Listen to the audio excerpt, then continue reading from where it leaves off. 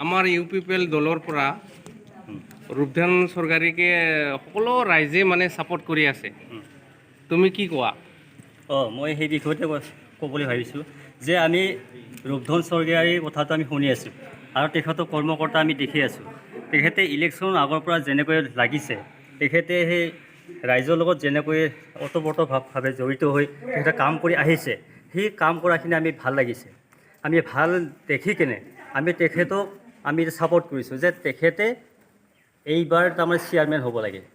এইবাৰ চেয়াৰমেন হোৱাৰ কাৰণে তেখেতক আমি তাৰমানে ছাপোৰ্ট কৰিছোঁ আৰু তেখেতে যিখিনি আমাক অৰিহণা যোগালে আমি ভাল লাগিছে, খুব ভাল পাইছোঁ।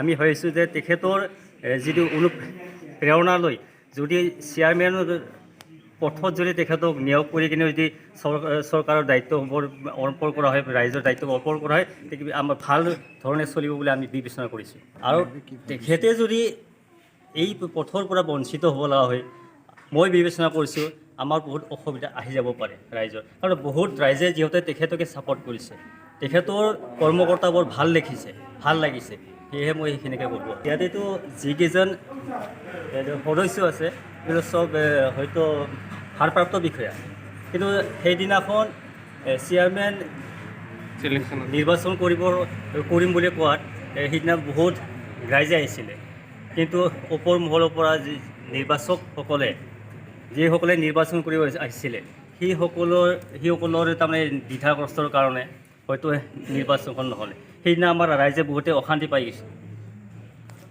আজি বহুত তাৰমানে শোক অনুভৱ কৰিছে। সেই মতেদি আমি ৰূপধনক তাৰমানে এতিয়াও আমি ছাপোৰ্ট দি আছোঁ যে ৰূপধনে চেয়াৰমেন হোৱাটো আমি কামনা কৰোঁ। ৰাইজেও আমাৰ